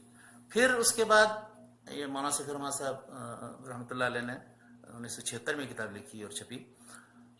बाद में फिर मदीना यूनिवर्सिटी के अंदर सीरत की मरवियात की तहकीक और तनकीक का एक बहुत बड़ा प्रोजेक्ट शुरू हुआ, डॉक्टर अकरम ज़िया उमरी के ज़ेरे निगरानी। तो बहुत से MPhil PhD करने वालों ने सीरत के ताल्लुक से मुख्तलिफ पहलुओं पर तकरीबन 15-20 थीसिस पेश किए। तो उन थीसिस में से कुछ छपी हुई हैं, कुछ नहीं छपी हुई हैं, और रसूलुल्लाह सल्लल्लाहु अलैहि वसल्लम की ज़िंदगी का तकरीबन अहाता उसमें कर लिया गया। तो खुद अकरम ज़िया उमरी साहब ने यह किया कि उन सब की रोशनी में वो एक किताब सीरत नबविय्या सहीहा के नाम से 2 जिल्दों में किताब शाये की। वो बहुत मारूफ मशहूर किताब, उर्दू में भी तर्जुमा हो चुका है अल्हम्दुलिल्लाह। अब उसके बाद फिर ये रविश चल पड़ी کہ محدثین کے طریقے تنقیح و تحقیق کے مطابق ساری مرویات سیرت کا جائزہ لیا جائے. چنانچہ اس کے بعد پھر مہدی رزق اللہ کی ایک کتاب سیرت النبویہ صحیحہ فی ضوء المصادر الاصلیہ. رحیق المختوم کے بعد سیرت النبویہ سید دکتر ضیاء اکرم ضیاء عمری صاحب کی ہے، ان سے استفادہ کیا جا سکتا ہے. ہاں استفادہ کیا. اس کے بعد پھر مہدی رزق اللہ صاحب کی کتاب آئی جو مرکز المعین فیصل ریاض سے چھپی ہے. اور مہدی رزق اللہ صاحب کے بعد ایک کتاب ابراہیم العلی کی ہے صحیح السیرہ النبویہ کے نام سے، صحیح السیرہ النبویہ کے نام سے ابراہیم العلی صاحب کی کتاب ہے، ان سے بھی استفادہ کیا جا سکتا ہے. چوتھی ایک کتاب ہے جو یہ سب مختصر یعنی سیرت کی بہت بڑی بڑی کتابیں نہیں، 1 جلد 2 جلد کی کتاب ہے، لیکن بہت کارگر، لیکن بہت ہی کارگر ہیں. اس میں آپ کو بہت سے حوالوں سے بے نیاز کر دیں گے اور ساری چیزیں مستند انداز میں بیان مل جائیں گے اور کون سی روایت کیسی ہے. اور اس کے بعد ایک کتاب یعنی ابراہیم العلی کی کتاب کے بعد ایک محمد بن رزق الترہونی، محمد بن رزق الترہونی، ہاں انہوں نے 2 جلدوں میں، لیکن پورے سارے واقعات سیرت نہیں جمع کی، لیکن 2 جلدیں اس کی چھپی. انہوں نے بھی سیرہ نبویہ صحیحہ کے نام سے وہ کتاب لکھی اور بہت مشہور و معروف ہوئی. ایک اور ہے مؤلف محمد السویانی، محمد السویانی مکتبۃ العبیقان ریاض سے کتاب چھپی ہے ان کی. وہ سیرت پر بہت ہی نفیس کتاب ہے، 1 جلد میں ہے. انہوں نے صحیح احادیث کی روشنی میں لکھی ہے، ان کا اسلوب بھی بہت اچھا ہے لکھنے کا. تو وہ سیرہ نبویہ کے نام سے. اور ان تینوں نے یعنی مولانا صفی الرحمان اعظمی صاحب نے، پھر اکرم سویانی صاحب نے، مہدی رزق اللہ نے، ان تینوں نے پھر جب بہت مطالبہ ہو ان سے کہ آپ اس موٹی کتاب کی تلخیص کریں، تینوں نے ایک کتاب چھوٹی چھوٹی بھی لکھی. روضۃ الانوار کے نام سے مولانا صفی الرحمان اعظمی صاحب نے، اسی طرح سے مہدی رزق اللہ صاحب نے لکھی، اسی طرح سویانی صاحب نے لکھی. اور ابھی ایک کویت کے ایک عالم ہیں موسیٰ العازمی، ان کی کتاب اللؤلؤ المکنون فی سیرت الامین المأمون 4 جلدوں میں لکھی ہے. وہ پورا شروع سے آخر تک زیر زبر اس میں لگا رکھا ہے قرآن مجید کی طرح. لیکن یہ ہے کہ انہوں نے بڑی محنت کی ہے اور دارالسمعی ریاض سے چھپی ہے وہ کتاب. اس میں سارے واقعات سیرت ایک خاص ڈھنگ سے حوالے کے ساتھ سب مذکور ہیں. ان کی بڑی تعریف بھی کی ہے. تو اس طرح سیرت کی کتابوں میں مستند کتابوں کی تالیف کا رجحان بہت زیادہ بڑھا ہے اور محدثین کے طرز کے مطابق ان کی تحقیق کا سلسلہ. تو ان کتابوں سے سلسلہ وار جیسا کہ شیخ نے بتایا ہمارے طلبہ انشاءاللہ استفادہ کر سکتے ہیں. شیخ اب ہم اپنی اس گفتگو کو اردو کی طرف موڑتے ہیں. اردو میں کس طرح سے سیرت نگاری شروع ہوئی، کتنی کتابیں گئی، اور آپ کس ترتیب سے طلبہ کو یہ مشورہ دیں گے کہ وہ پڑھیں تاکہ سیرت کے موضوع پر، جن لوگوں کو عربی نہیں آتی ہے یا عربی میں جن کی بہت زیادہ دلچسپی نہیں ہے، اردو سے ہی وہ حاصل کرنا چاہتے ہیں، تو سیرت میں کس طرح کی کتابیں لکھی گئی، عام طور پہ کس طرح کی کتابیں موجود ہیں اور کون سی کتابیں ہیں جن سے طلبہ سلسلہ وار استفادہ کر. دیکھیے اگر سلسلہ وار ذکر کیا جائے گا تو تاریخی ترتیب ہونی چاہیے، لیکن پڑھنے کے لیے پھر مختصر کتاب ہونی چاہیے. اس کے بعد پڑھنے کے اعتبار سے شیخ سلسلہ تاریخی اعتبار سے، اس لیے میں یہ کہنا چاہتا ہوں کہ اگر جیسے بچے مثال کے طور پر جو خواتین ہیں تو ان کو وہ چھوٹی سی 2 کتابیں ہیں، رحمت عالم صحیح سنن ندوی کی، شیخ سلیمان ندوی رحمۃ اللہ علیہ کی رحمت عالم، اور مہر نبوت ہے قاضی سلیمان منصور پوری کی. قاضی سلیمان منصور پوری دونوں سیرت نگاری کے میدان میں نمایاں نام ہیں اور دونوں نے چھوٹی چھوٹی کتابیں انہی لوگوں کے لیے لکھی. گویا کہ دونوں سلیمان کی کتابیں ہیں، دونوں سلیمان کی کتابیں. اور ایک اور سلیمان کی کتاب خطبات سیرت، اگر آپ وہ بھی پڑھ لیں تو سیرت کے جو مختلف پہلو ہیں ان کی جامعیت کے اور ان کی عالمیت کے، اور وہ سب آپ کی نگاہ میں آ جائیں گے. خطبات مدراس کے نام سے، جو خطبات مدراس کے نام سے گویا شیخ بتا رہے ہیں کہ عام لوگوں کے لیے یا عام شروعاتی دور میں طلبہ کے لیے رحمت عالم، اس کے بعد یا ساتھ میں مہر نبوت، اس کے ساتھ مہر نبوت، اور اس کے بعد خطبات مدراس کے نام سے شیخ سید سلیمان ندوی رحمۃ اللہ علیہ کے جو لیکچرز کا مجموعہ چھپا ہوا ہے ان کو شروع میں پڑھا جائے، بہت اہم ہو سکتی ہے. جی شیخ اگر یہ شروع میں پڑھ لیتے ہیں تو آپ کو پورا خاکہ رسول اللہ صلی اللہ علیہ وسلم کی پوری زندگی کا مختصر طور پر صحیح انداز میں آ جائے گا. اب آئیے اس سے آگے مزید بڑھی متوسط انداز کی کتاب. تو متوسط انداز کی کتابوں میں الرحیق المختوم ہمارے مولانا نے، وہ ترجمہ نہیں ہے، پھر وہ تالیف ہے. انہوں نے اردو میں لکھا ہے، انہوں نے اردو میں لکھا ہے باقاعدہ، اور 1980 میں وہ پہلی بار چھپی تھی. اور اس کتاب کی بھی پھر اردو میں اتنی مقبولیت ہوئی کہ اردو میں اس کے مقابلے میں کوئی کتاب، ہم یہ نہیں کہتے کہ دوسری کتابیں اہمیت نہیں رکھتی، اہمیت رکھتی ہیں، لیکن چونکہ وہ صرف 1 جلد میں ہے اور متوسط انداز کی ہے، سارے واقعات سیرت ترتیب وار تاریخ سے اور مستند طور پر ہے، اس لیے اس کی اہمیت اور اس کی شہرت اور اتنی زیادہ مقبولیت ہے. کہ متوسط درجے کی کتابوں میں رحیق المختوم بہت اچھی کتاب ہے، یعنی اسے آپ 1 ہفتے کے اندر آپ انشاءاللہ پڑھ سکتے ہیں اور اچھا استفادہ کر سکتے ہیں. تو اور بہت اس میں مطلب ایک اوتھینٹک انداز میں پورے حوالے کے ساتھ ساری چیزیں، پھر واقعات بیان کرنے کا جو مولانا کا انداز ہے، تجزیاتی تحلیلی انداز، وہ آپ بہت کم دوسری سیرت کی کتابوں میں پائیں. دیکھیں. ایک تو یہ، دوسری ایک کتاب ہے اصح السیر، وہ صرف ایک جلد میں ایک کتاب. اصح السیر. ہاں، مولانا ابوالبرکات عبدالرؤف داناپوری کی. مولانا ابوالبرکات عبدالرؤف داناپوری صاحب کی اصح السیر ہے. شیخ ریکمینڈ کرتے ہیں. واقعات سیرت جو صحیح کتابوں کے اندر اور مستند کتابوں کے اندر ہیں، بلکہ سیرت کی کتابوں میں بعض چیزیں جو غیر مستند ہیں ان کی طرف اشارہ کرتے ہوئے انہوں نے ذکر کیا ہے. اس میں بلکہ اس کا جو مقدمہ لکھا ہے اس میں انہوں نے سیرت نگاری کے اصول اور آداب اور مصادر سیرت میں کون سے اہم ہیں کون سے غیر اہم ہیں ان سب چیزوں کا بھی ذکر کیا ہے. کہیں کہیں پچھلے سیرت نگار نے ان پر تنقید بھی کی ہے. تو یہ دوسری کتاب، یہ بھی ایک جلد میں. تیسری ایک کتاب جی شیخ آپ جو سیرت کے تعلق سے، یعنی وہ تو متوسط کتابوں میں جو ایک جلد کی کتاب ہے، ایک کتاب ہے نعیم صدیقی صاحب کی، محسن انسانیت کے نام سے. بہت اچھی کتاب ہے، اس کا اسلوب بھی بہت اچھا ہے. محسن انسانیت مولانا نعیم صدیقی صاحب جماعت اسلامی سے جڑے ہوئے تھے، ان کی کتاب ہے ماشاءاللہ. یہ بھی بہترین کتاب ہے اور اس کو پڑھنا چاہیے. چوتھے ایک ہیں خالد علوی صاحب، یہ پاکستان میں بڑے فاضل عالم تھے. انہوں نے کتاب لکھی انسان کامل. انسان کامل کے نام سے خالد علوی صاحب کی کتاب ہے، پاکستانی عالم ہے، ان سے استفادہ کیا جا سکتا ہے. اور ایک کتاب کا میں ذکر کروں گا، وہ اس لیے کہ وہ کتاب مطلب ادیبانہ اسلوب میں لکھی گئی، گرچہ اس میں واقعات سب محققانہ انداز کے نہیں ہے.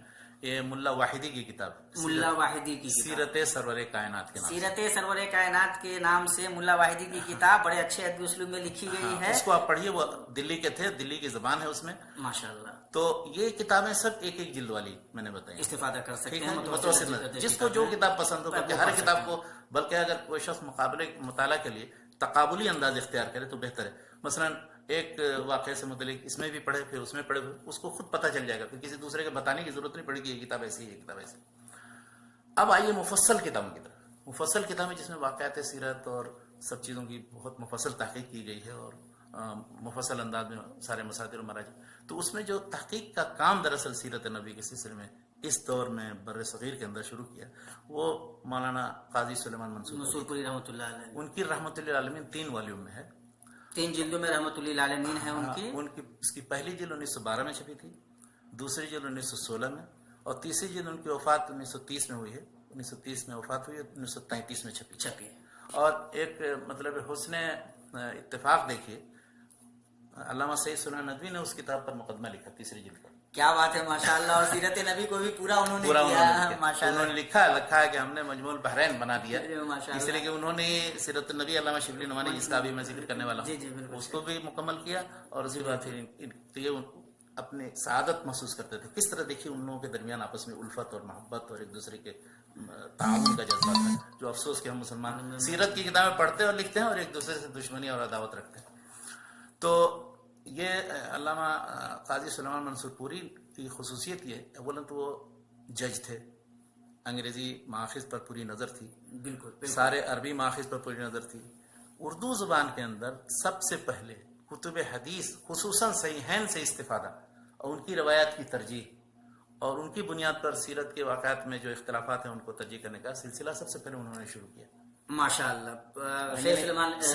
قاضی سلیمان منصوری رحمۃ اللہ علیہ نے. اچھا، اسی زمانے میں اسی دور میں علامہ شبلی نعمانی تھے. شبلی نعمانی بہت بڑے عالم اور بہت بڑے مفکر، بڑے فاضل، بڑے سیرت نگار، سوانح نگار، انہوں نے شاعر، سب لوگوں پر مختلف مشاہیر اسلام پر لکھا. تو انہوں نے آخر زندگی میں سوچا کہ رسول اللہ صلی اللہ علیہ وسلم پر لکھیں گے. چنانچہ انہوں نے عزم کیا اور اس کے لیے مسالہ جمع کیا اور سارا انہوں نے اکٹھا کیا، سفر بھی کیا اس کے لیے، اور ایک عظیم کتاب تیار کرنے کی کوشش کی. انہوں نے چونکہ اپنے کتاب کے مقدمے میں ان سارے ماخذ مصادر کا ذکر بھی کیا ہے جو قلمی شکل میں مطبوعہ شکل میں ان پر دستیاب ہیں. پھر مستشرقین نے جو زہر گھولا تھا مختلف کتابوں کے اندر، تو ان سے واقف ہونے کے لیے، اگرچہ وہ انگریزی نہیں جانتے تھے لیکن اپنے جو دوست ساتھی شاگرد تھے ان کے ذریعے ترجمہ کرا کر کے، تو ان کا ارادہ یہ تھا کہ ان سارے اعتراضات کا جواب بھی ہو جائے. اور پھر سیرت کا خاکہ انہوں نے یہ بنایا جیسے زاد المعاد میں ہے کہ صرف واقعاتی سیرت نہیں ہو کہ وہ سب پیدا ہوا اور یہ لڑائی ہوئی اور وہ وفات ہو گئی، نہیں، بلکہ رسول اللہ صلی اللہ علیہ وسلم کی تعلیمات. اس لیے کہ سیرت کے بہانے آپ سارے لوگوں کو کچھ بھی پڑھا دیجئے وہ سب قبول کر لیں. آپ ان کو فقہ کی کوئی کتاب دیں، عقیدے کی کوئی کتاب دیں اور دوسرے کسی مسئلے سے متعلق کوئی کتاب دیں تو نہیں پڑھیں گے، سیرت کے تعلق سے سب پڑھ لیں. چنانچہ وہ دائرۃ المعارف السیرہ نبویہ ہے، دائرۃ المعارف الاسلامیہ بھی ہے، دائرۃ المعارف السیرہ نبویہ وہ ہے، دائرۃ المعارف.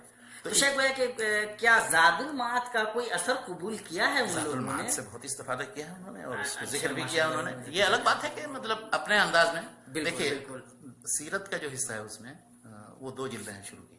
تو وہ علامہ شبلی نعمانی لکھ چکے تھے، لیکن مسودے کی شکل میں تھی، اس کو انہوں نے مکمل کیا علامہ سید صلاح الدین نے. بالکل. اور ایسا استاد ہونا چاہیے اور ایسا شاگرد ہونا چاہیے. کہ جو ذرا بھی تھوڑا تصرف کیا ہے یا اضافہ کیا ہے یا کچھ کیا ہے تو بین القوسین رکھا ہے، حوالہ دیا. اختلاف بھی کیا ہے تو اختلاف کا اظہار ادب کے ساتھ کیا. ماشاء اللہ. تو ایک تو خدمت کی، اس کے بعد اس کو اسی خاکے کے مطابق پورا انہوں نے عقائد کا حصہ، پھر عبادات کا حصہ، پھر معاملات کا حصہ، پھر اخلاقیات کا حصہ، پھر سیاست کا حصہ، وہ پورا 7 جلدوں میں چھپی ہوئی ہے. تو یہ علامہ سید صلاح الدین مکمل ہے، اور یہ بے نظیر کتاب ہے. اور جیسی کتاب میں کہہ رہا ہوں کہ مطلب عربی میں بھی موجودہ دور میں نہیں لکھی گئی. سیرت النبی جیسی کتاب شیخ مانتے ہیں کہ عربی میں بھی موجودہ دور میں نہیں لکھی گئی. جو لوگ سیرت سے انسلاک رکھتے ہیں، شغف رکھتے ہیں، ان کو خاص طور سے مفصل اگر سیرت پڑھنی ہے تو سیرت النبی رحمۃ اللہ عالمین کے بعد ضرور پڑھنا چاہیے. بالکل بالکل. جی سر. تو یہ کتاب اپنے نوعیت کی منفرد کتاب ہے، بلکہ ابھی ادھر ترجمہ بھی ہو چکا ہے سر. مصر کے اندر عربی میں ترجمہ ہو گیا اس کی اہمیت کے پیش نظر.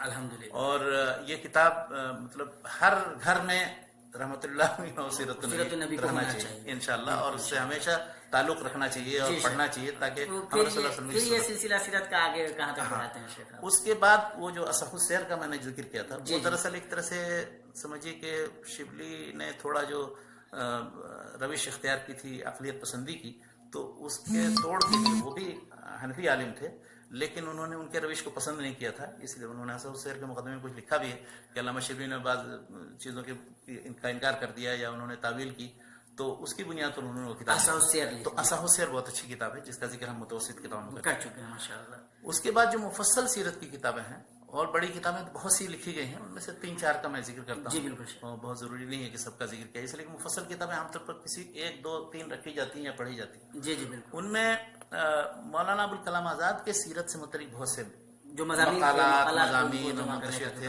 تو غلام جی شیخ مولانا غلام رسول مہر صاحب جی شیخ، تو انہوں نے ان سارے مضامین کو ایک خاص ترتیب سے جمع کر کے رسول رحمت کے نام سے تیار کر دیا ہے. اور وہ کتاب اور اس کے علاوہ پھر جو یعنی ترجمان القرآن کے اندر جو جگہ جگہ مختلف غزوات اور مختلف تعلیمات کے پہلو سے سیرت پر لکھا ہے، مولانا ابوالکلام آزاد نے اپنے مخصوص اصولوں میں لکھا ہے. وہ ان کی اپنی تالیف تو نہیں ہے، لیکن سب تحریر انہی کی ہے، غلام رسول مہر نے مرتب کر دیا. پھر مولانا مودودی بھی تفہیم القرآن کے بعد چاہتے تھے کہ سیرت پر ایک کتاب لکھیں، تو نعیم صدیقی اور دوسرے لوگوں نے یہ کہا کہ ایسا ہے کہ ہم آپ تحریروں سے ساری کتابوں سے سیرت کی چیزیں جمع کرتے ہیں. تو سیرت سرور عالم کے نام سے الحمدللہ 3 جلدوں میں مولانا مودودی کی ساری تحریروں سے سیرت کی چیزیں، اس میں سے جلد اول مولانا مودودی کی نظر سے گزری بھی تھی، انہوں نے اسے دیکھ لیا تھا، اس میں کچھ اضافہ بھی کر دیا تھا. تو یہ دونوں، اس میں بہت سی دوسری تفصیلات ہیں اور ان کے اپنے نقطہ نظر کے مطابق ان چیزوں کی توجیہ ہے، اور سیرت کے ان واقعات سے متعلق جو اثرات ہوئے یا اس کے جو نتائج پیدا ہوئے ان سے متعلق جو گفتگو ہے وہ نئے انداز کی ہے جو آپ عام سیرت کی کتابوں میں نہیں پائیں گے، ان سے استفادہ کیا جا سکتا ہے انشاءاللہ. اور اس کے علاوہ پھر سیرت المصطفیٰ ہے مولانا محمد ادریس کاندھلوی کی، اور دوسرے بہت سے علماء کی سیرت کی کتابیں ہیں. میں جو شخص بڑی موٹی کتابیں پڑھنا چاہتا ہے تو ان کتابوں کو پڑھنے کے بعد وہ پڑھ سکتا ہے. ڈاکٹر حمید اللہ صاحب کی جو کتابیں ہیں شیخ اس سلسلے میں وہ ان کا ذکر رہ گیا.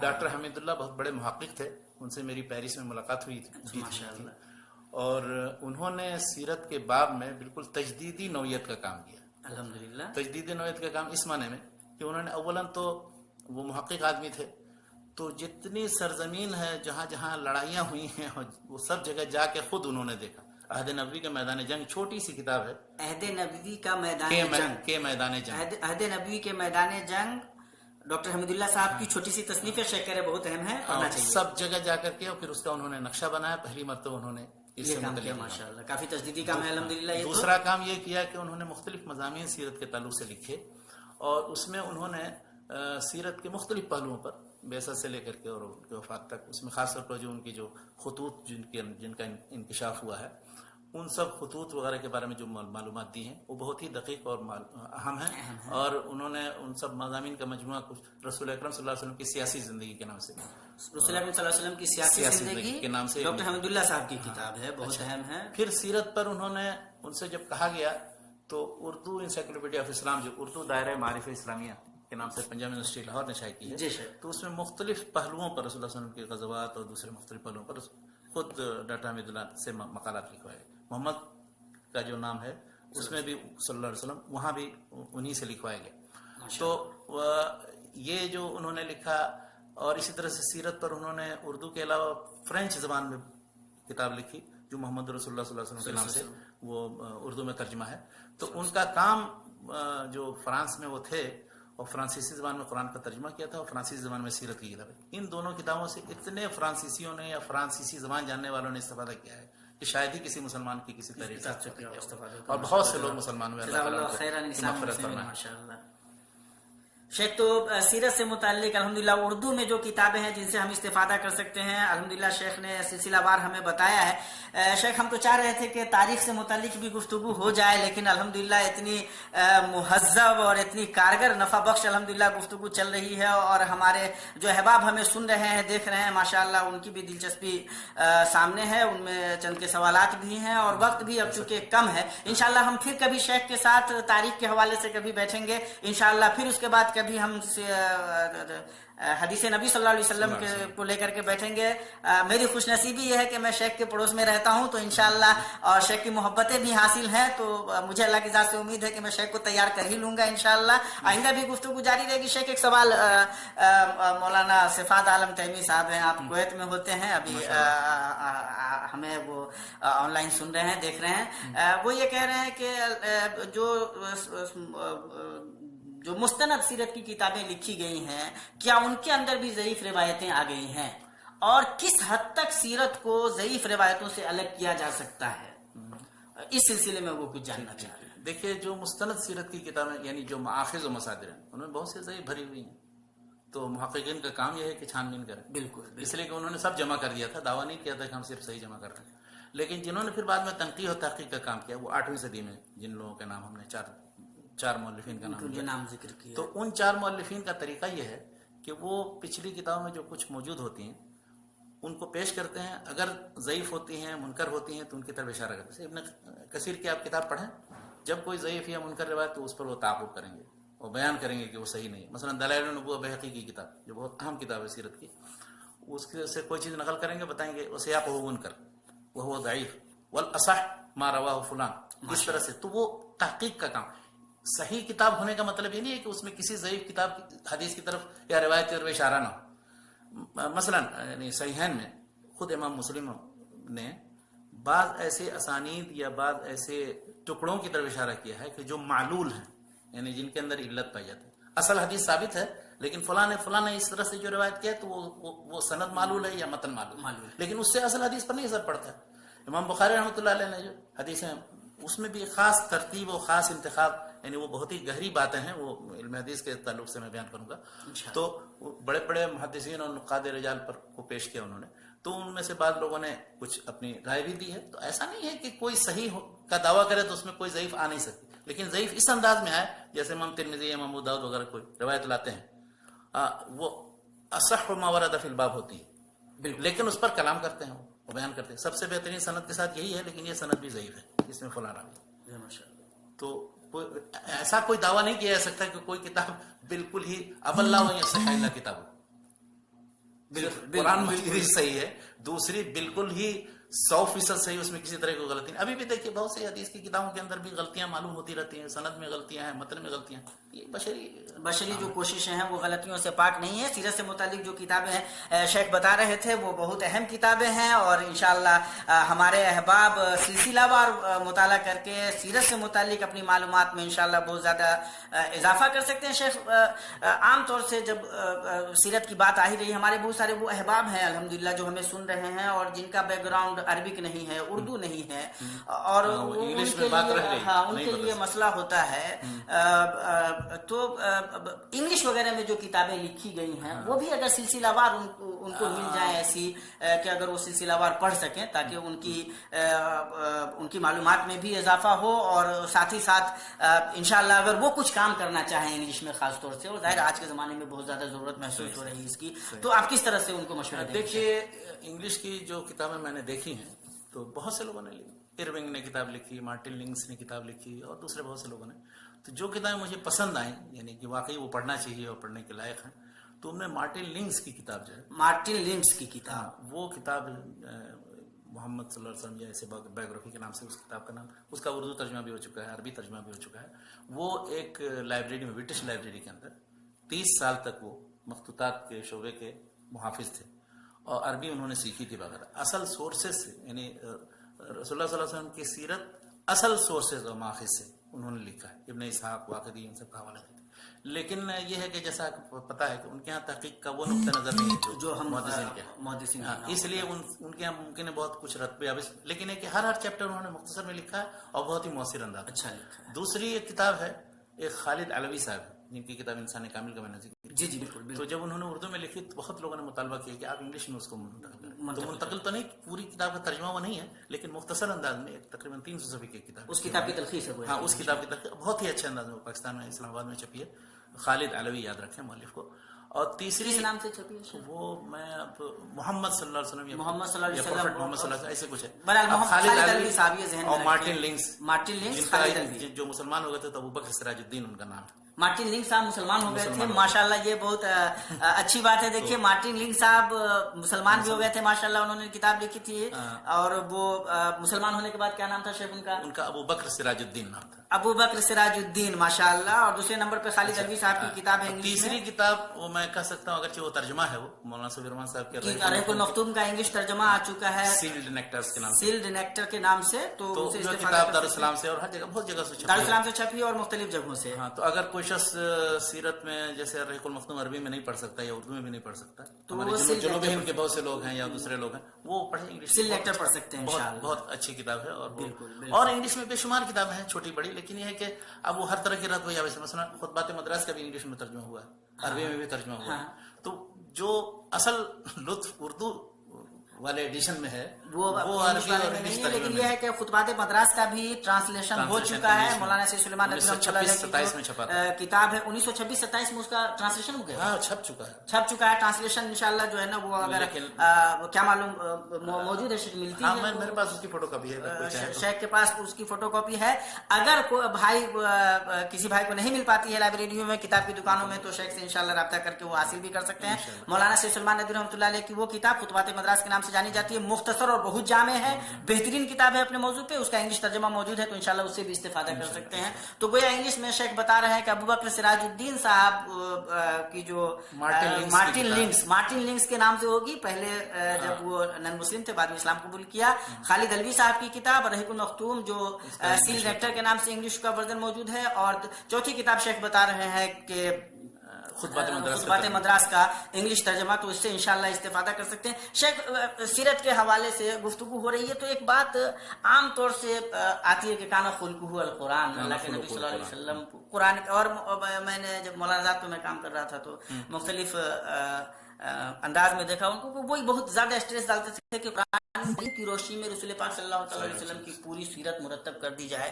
مجھے نہیں پتا کیا اردو میں کوئی ایسی سیرت لکھی گئی جو رسول پاک صلی اللہ علیہ وسلم کی پوری زندگی قرآن کریم کی روشنی میں. میں نے شروع ہی گفتگو میں نے اشارہ کیا تھا 3-4 کتابوں کی طرف. جی سر. تو اس میں جو موجود کتابوں میں، تو اس میں جو ایک محمد اجمل صاحب کی کتاب ہے، لیکن وہ سچی بات یہ ہے کہ میں بتاؤں، میں نے میرے پاس وہ کتاب ہے موجود، پڑھی بھی میں نے.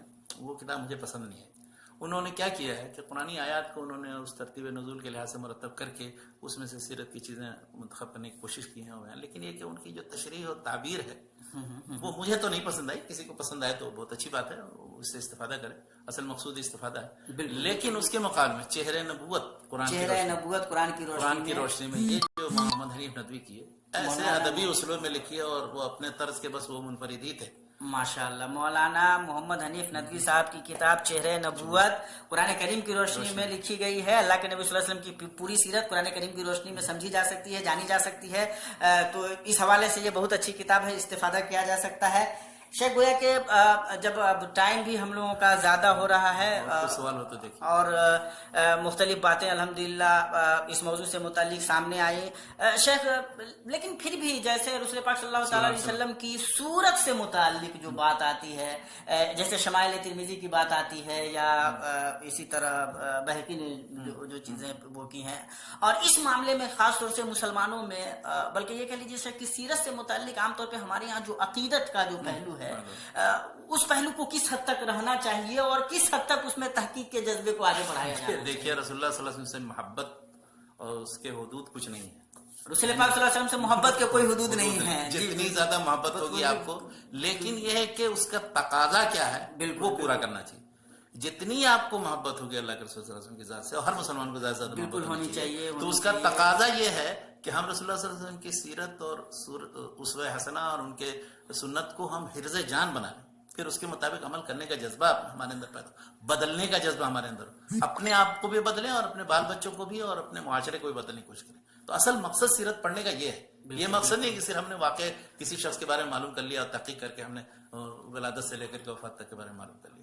گویا کہ ایک بات کافی اہم ہے اور میں اس پہ تاکیدی طور پہ اپنے اخوان سے ذکر کرنا چاہوں گا کہ دوستو، ہم جو رسول پاک صلی اللہ تعالیٰ علیہ وسلم کی سیرت پڑھتے ہیں یا آپ صلی اللہ علیہ وسلم کی شخصیت کو لیتے ہیں تو وہ صرف ایک تاریخی شخصیت کے طور پہ نہیں، اللہ کے نبی صلی اللہ علیہ وسلم سے محبت ہمارے ایمان کا حصہ ہے، آپ صلی اللہ علیہ وسلم سے محبت ایمان ہے، اس لیے آپ صلی اللہ علیہ وسلم کی سیرت کو پڑھتے ہوئے، آپ صلی اللہ علیہ وسلم کی شخصیت کو پڑھتے ہوئے ہمیں یہ کوشش کرنی ہے کہ آپ صلی اللہ علیہ وسلم کی سیرت کو اپنی زندگی میں کس طرح اتار لیں، آپ صلی اللہ علیہ وسلم کی شخصیت کے مطابق ہم اپنے آپ کو کتنا ڈھال سکیں۔ شاید اسی سے جو چیزیں جڑتی ہیں کہ رسول پاک صلی اللہ تعالیٰ علیہ وسلم کو گویا کہ ایک عام انسان کی حیثیت سے نہیں لیا جا سکتا ہے، آپ صلی اللہ تعالیٰ علیہ وسلم کی نبی ہونے کی حیثیت سے، آخری رسول ہونے کی حیثیت سے خصوصی اہمیت ہے۔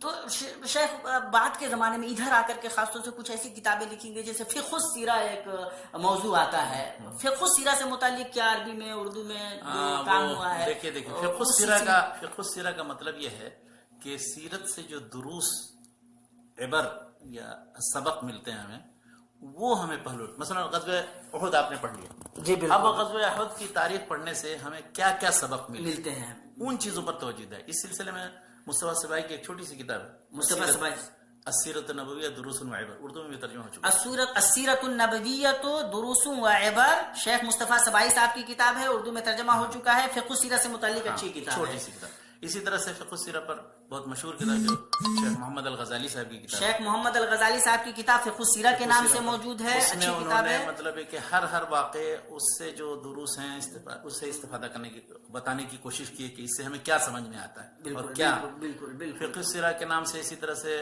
محمد سعید رمضان بوتی کی کتاب ہے، محمد سعید رمضان بوتی کی بھی فقہ السیرہ کے نام سے ہی ہے، ماشاءاللہ وہ اچھی ایک کتاب ہے، اور کتاب فقہ السیرہ کے نام سے منیر الغضبان کی، جو یہاں جامعہ ام القرآن میں رہا کرتے تھے، منیر الغضبان کی ہے، فقہ السیرہ ہی کے نام سے ہے، ام القرآن کے پروفیسر تھے، ان کی کتاب ہے، ان سے استفادہ کر یہ سکتے ساری ہیں۔ کتابیں جو فقہ السیرہ کی ہیں ان سے مقصود یہ ہے کہ سیرت کے جو یہ واقعات ہیں صرف واقعات کی ختونی نہیں ہے، بلکہ ان واقعات سے ہمیں کیا سبق ملتا ہے موجودہ دور میں، موجودہ زندگی کے اندر، اور یہی دراصل سیرت کا اصل مقصد، بنیادی مقصد ہونا چاہیے کہ سیرت پڑھیں اور اس کے بعد ہم اپنے آپ کو دیکھیں، یعنی اسے آئینہ بنائیں، جیسے اللہ کے رسول صلی اللہ علیہ وسلم کے لیے قرآن مجید کان خلقہ القرآن، بالکل تو اسی طرح سے ہم اپنے یعنی رسول اللہ علیہ وسلم کی اسوہ سیرت کو ہم اپنے لیے آئینہ بنائیں، دیکھیں اس میں کہ ہم کہاں تک کتنا پیچھے ہیں، کیسے اس سے مختلف ہیں، متفق ہیں، اور ہم زیادہ سے زیادہ ان کی قل ان کنتم تحبون اللہ فاتبعونی، جب تک ہم اتباع نہیں کریں گے اس وقت یہ سارا پڑھنا جو ہے اور جو کچھ لکھنا اور تحقیق کرنا اور کتابیں جمع کرنا اور ریسرچ کرنا سب بیکار ہے۔ بالکل، اگر بہو نہ رسیدی تمام بو لہبیست، کیا بات ہے، کیا بات ہے، اقبال کا اگر بہو شعر نہ ہے، رسیدی، پہلا مصرع آپ مکمل کریں، پہلا مصرع۔ فارسی کا شعر تو ہم غریبوں کے لیے تو فارسی بڑی وہ کیا کہتے ہیں دقت آمیز رہی ہے۔ بمصطفیٰ برساں خیش را کہ دین ہموست، بمصطفیٰ برساں خیش را کہ دین ہموست، اگر بہو نہ رسیدی تمام بو لہبیست۔ تو واقعی پروگرام کا اختتام بھی اس سلسلے میں تھوڑی سی گفتگو اور ہم آگے بڑھانا چاہیں گے۔ شیخ ہم لوگوں نے ایک بات کی تھی کہ آج کے زمانے میں رسول پاک صلی اللہ تعالیٰ علیہ وسلم کی سیرت کا ریلیونس کیا ہے، خاص طور سے آج کے جو مسائل سامنے آ رہے ہیں شیخ، جس طرح سے اسلام اور مسلمانوں کو بدنام کرنے کی کوشش ہو رہی ہے، مختلف مسائل ہیں جو مسلمانوں کو پریشان کر رہے ہیں، رسول پاک صلی اللہ تعالیٰ علیہ وسلم کو جس طرح سے پیش کیا جا رہا ہے، آپ کے کارٹون بنائے جا رہے ہیں، یا آپ صلی اللہ تعالیٰ علیہ وسلم کو ایک کیا کہتے ہیں ایک ایسی شخصیت کے طور پہ متعارف کرانے کی کوشش ہو رہی ہے جس نے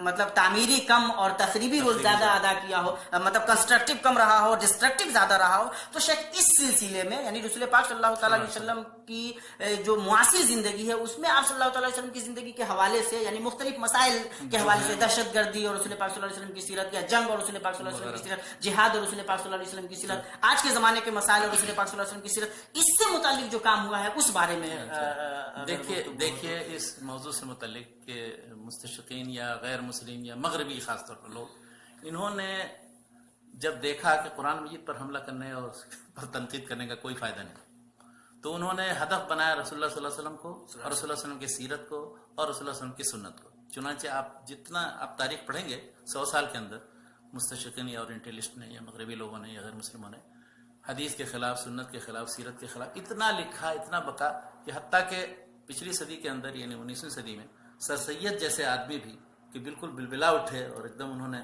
جب وہ ایک مستشرق نے لکھی ہے کتاب سیرت پر، ولیم موئر نے، بالکل ولیم موئر نے جب لکھی اور انگلش میں کتاب لکھی ہے، سر سید انگلش نہیں جانتے تھے لیکن اپنے دوستوں سے جب اس کا ترجمہ کرایا تو بالکل وہ غصہ ہو کر کے، پریشان ہو کر کے، وہ گئے ہوئے تھے برطانیہ اور وہاں سارا مواد جمع کیا، مترجمین کو کچھ ڈھونڈا، ان کے ذریعے اپنی چیزیں سب مرتب کی اور اس ایک ایک چیپٹر لکھواتے جاتے تھے اس کے جواب میں، اور بالکل ہی بیکار قسم کے اور محمل قسم کے اعتراضات اس میں تھے، حتیٰ کہ نسب نامے سے متعلق شک تھا اور دوسری چیزیں.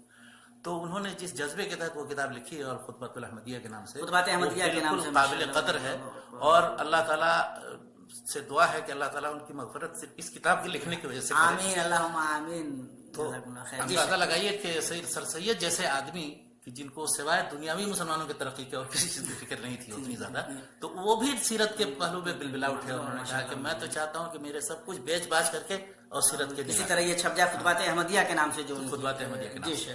تو اس وقت سے لے کر کے اور اب تک ڈاکٹر حمید اللہ صاحب کے زمانے تک اور اس کے بعد بھی ہمیشہ، اور آج کل جو سیرت سے متعلق کارٹون رسول اللہ صلی اللہ علیہ وسلم کے جو مختلف بیان بنا رہے ہیں، ان سب سے دراصل وہی وہ جس کو کہتے ہیں نا نبض دیکھتے رہتے مسلمان کتنا زیادہ رسول اللہ صلی اللہ علیہ وسلم سے عقیدت رکھتے ہیں، محبت رکھتے ہیں، ان کے دفاع کا جذبہ رکھتے ہیں، اور رد عمل کے طور پر وہ کیا کرتے ہیں، تخریبی کارروائی کرتے ہیں کہ کوئی تعمیری کارروائی کرتے ہیں. تو ہمیں دراصل منتبہ رہنا چاہیے، ان کی سازشیں ہمیشہ چلتی رہیں گی، وہ قیامت تک ہمارے پیچھے پڑے رہیں گے، لیکن ہمیں اپنے ہوش و حواس نہیں کھونے چاہیے، ہمیں اور زیادہ اس کی وجہ سے دین سے جوڑنا چاہیے، اللہ کے رسول صلی اللہ علیہ وسلم سے اور زیادہ محبت کرنا چاہیے، اور اس کے تقاضے میں پھر وہ چیزیں کرنی چاہیے کہ جس سے دین کا بلکہ پوری انسانیت کا، سارے مسلمانوں کا بھلا ہو. اور اس میں جو ایک بہت اہم پہلو وہ یہ کہ رسول اللہ صلی اللہ علیہ وسلم کی ذات، ان کی سیرت، ان کی حدیث، ان کی سنت سے اور زیادہ ہم جڑیں، صحیح احادیث کو عام کرنے کی کوشش کریں، رسول اللہ صلی اللہ علیہ وسلم کی سیرت اور ہم پڑھیں، مطالعہ کریں، اور ان کی سیرت کی روشنی میں اپنے زندگی کا ہم جائزہ لیں اور اپنے بدلنے کی کوشش کریں.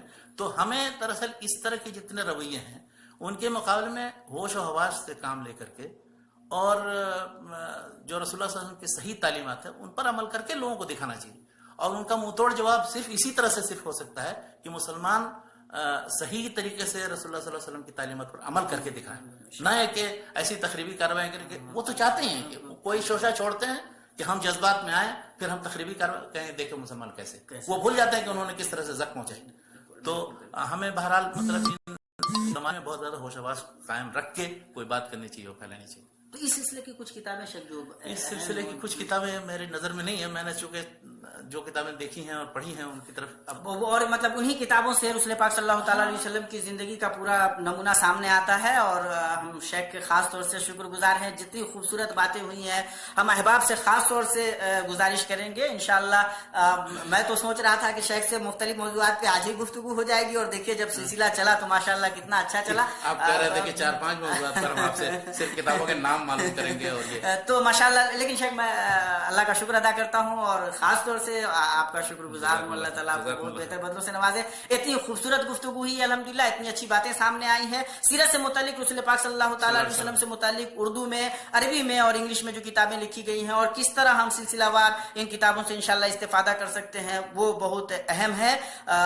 ہم احباب سے گزارش کریں گے کہ خود بھی استفادہ کریں، اپنے دوستوں کو بھی بتائیں، خاص طور سے مدارس کے طلبہ جو لوگ مطلب اس تعلیم سے جڑے ہوئے ہیں ان کو آپ بتائیں کہ وہ کس طرح انشاءاللہ پڑھ سکتے ہیں. اس کی کمی خاص طور سے محسوس کی جاتی ہے. جو اسکالرس ہیں وہ انشاءاللہ استفادہ کر سکتے ہیں. جو ماخذ بتلائے گئے ہیں جس طرف شیخ نے ہمارے اشارہ کیا ہے وہ بہت اہم ہے، ان کو ذہن میں رکھنا ہے. شیخ وہ جو اکرم ضیاء عمری صاحب کا جو کام تھا سیرت النبوی الصحیحہ کے نام سے، وہ کس حد تک مطلب جو ہے نا ایک دم ایگزیکٹ صحیح سیرت کو کس حد تک ریپرزینٹ کرتا ہے؟ یعنی انہوں نے پوری کوشش کی ہے کہ وہ سارے جتنے مقالات لکھے گئے تھے تحقیقی ایم فل و پی ایچ ڈی وغیرہ کے مقالات خود بھی تحقیق کر کے، تو اصل ماخذ سے انہوں نے سند کے ساتھ احادیث کی ہوں یا سیرت کی کتابوں سب سے نکالے تھے، اور ان کی کوشش لیکن یہ کہ بہت اختصار کو ملحوظ رکھا ہے. اس سے بڑے اہل علم ہی استفادہ کر سکتے ہیں. صحیح عام لوگ جو ہیں وہ تو اس پر سے سرسری طور پر سے گزر جائیں گے, واقعات کی تفصیلات آپ اس میں نہیں ملیں گی اور دوسری چیزیں نہیں ملیں گی. لیکن ایک پہلو پر میں توجہ دلانا چاہوں گا ابھی, وہ جو تصحیح و تضعیف کے تعلق سے. دیکھیے سیرت کے واقعات کی تحقیق یا تنقیح یا اس کی تصحیح بالکل محدثین کے جو اعلیٰ معیاری اصول ہے اس کے مطابق نہیں کی جا سکتی, مشکل ہے. امام احمد بن حنبل سے بہت مشہور مقولہ ہے, ثلاثۃ کتب لیس لها اصول, الملاحم والمغازی والتفسیر. کیا بات ہے. یعنی 3 طرح کے جو روایات ہیں یا مجموعہ روایات ہیں, کتابیں ہیں, ان میں وہ بالکل معیاری سند ڈھونڈنا, متصل ساری روایات ڈھونڈنا وہ بالکل بیجا ہے. اس لیے کہ ملاحم مثلا فتن, اشراط الساعہ, قیامت کے قریب جو کچھ واقعات ہونے والے ہیں اس میں صحیح روایتیں بہت تھوڑی ہیں.